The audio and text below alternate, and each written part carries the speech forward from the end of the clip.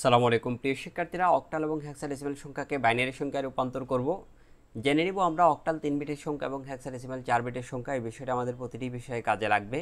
মনে রাখার জন্য আমি সহজে বলি O3S4, O for octal, S for hexadecimal. Octal 3 bit, hexadecimal 4 bit. এখন এক্সামে আমাকে যদি এরকম 451 একটি অক্টাল সংখ্যা দেওয়া থাকে, বেস 8 এবং বেস 2 মানে বাইনারিতে রূপান্তর করতে হবে, তখন আমরা কি করব, প্রত্যেকটি অক্টাল অঙ্ককে প্রথমে আলাদা করে লিখব 451।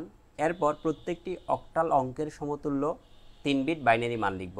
4-এর 3 বিট বাইনারি মান হলো 4, মানে হলো 4। এখন 4-এর নিচে যদি আমরা 1 লিখি এবং বাকি দুটো অঙ্ক 2 এবং 1-এর নিচে 0 লিখি, তখন এই মানটি হবে 100। 100 বলতে বোঝায় 4।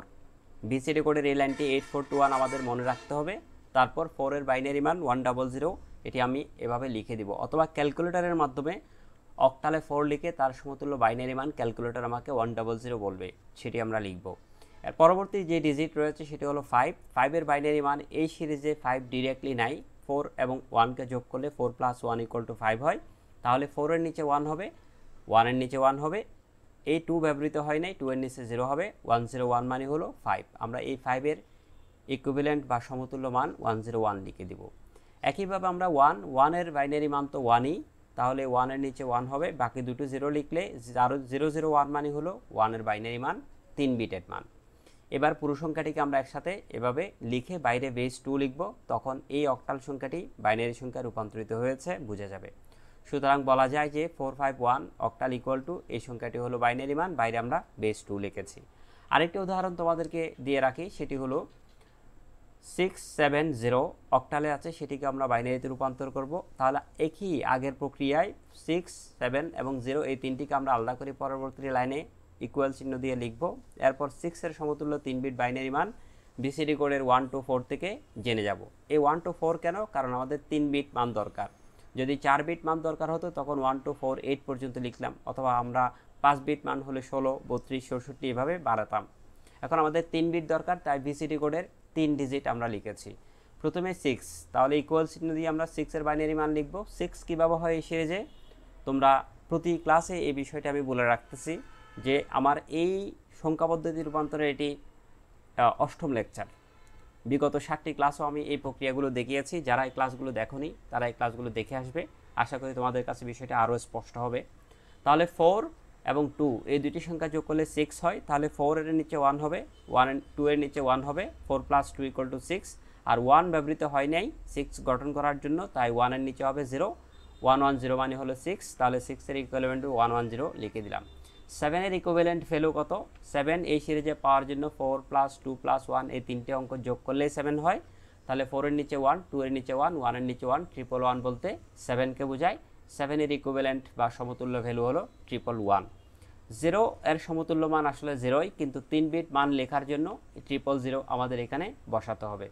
এই মানটিকে সমান চিহ্ন দিয়ে বাইরে বেস 2 লিখে দিব, তখন এই অক্টাল সংখ্যাটি বাইনারিতে রূপান্তর হয়ে গেল। সুতরাং অক্টালে যে সংখ্যাটি 670 সেটি বাইনারিতে এত বড় একটি বাইনারি মান, বাইরে বেস 2 লিখে দিলাম। এই ক্লাসে এরপর আমরা পূর্ণাংশ এবং ভগ্নাংশ একসাথে আছে এরকম একটি অক্টাল সংখ্যাকে বাইনারিতে রূপান্তর করব। ঠিক same process what you have done before, আগে আমরা যেটা করেছি সেটি ফলো করতে হবে। জাস্ট রিমেম্বার দ্য প্রসেস, পদ্ধতিটা তুমি মনে রাখো। সেটি হলো পয়েন্টের আগে যে তিনটে অঙ্ক সে তিনটে অঙ্ক 3, 5, 2 সে তিনটে অঙ্ককে আলাদা করে লিখেছি। অক্টাল পয়েন্ট যেটি, সেই পয়েন্টটিকে আমরা এখানে নিয়ে আসছি।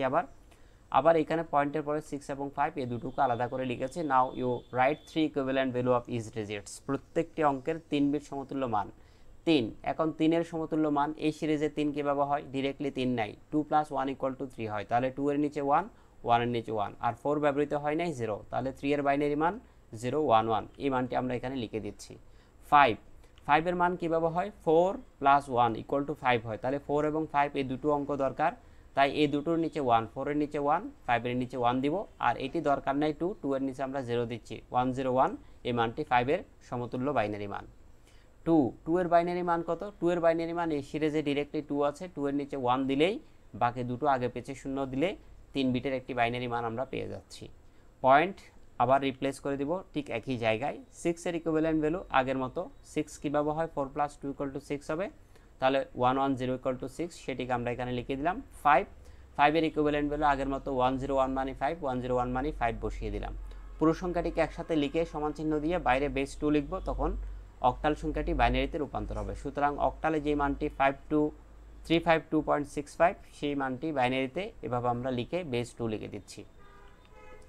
হেক্সাডেসিমাল সংখ্যাকে বাইনারিতে রূপান্তর করব এখন। এবার মনে রাখতে হবে প্রতিটি হেক্সাডেসিমাল অঙ্কের সমতুল্য 4 বিট বাইনারি মান নিতে হবে। O3H4 H4 ফর হেক্সাডেসিমাল 4 বিটের নাম্বার, অর্থাৎ যখন হেক্সাডেসিমালকে বাইনারিতে নিব তখন প্রত্যেকটি অঙ্কের 4 বিট বাইনারি মান নিতে হবে। তাহলে প্রথমে আমরা কি করব, ইকুয়াল সাইন দিব, এরপর প্রত্যেকটি অঙ্ককে আলাদা করে লিখে দিব 8, এরপর ডি লিখব।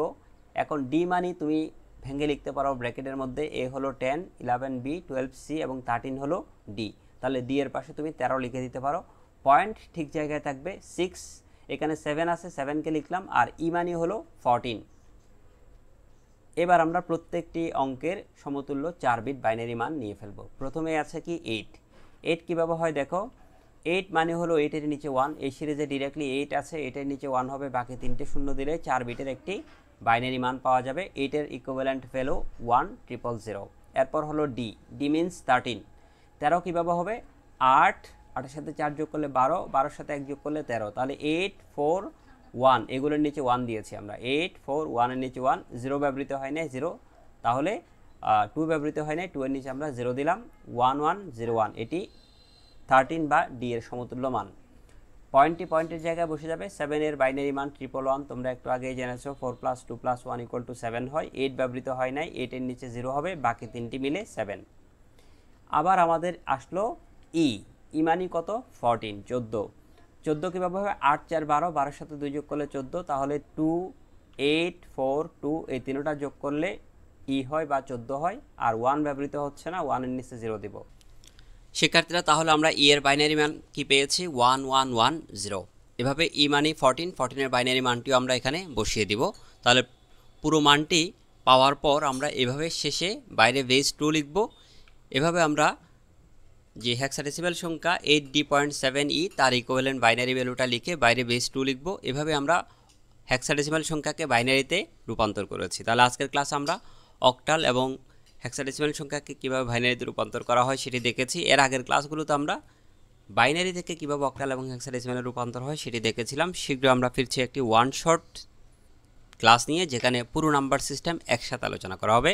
সেই ক্লাসটিতে তোমাদের অংশগ্রহণ করার জন্য অনুরোধ জানিয়ে চ্যানেলটি সাবস্ক্রাইব করবে, এ প্রত্যাশা রাখছি।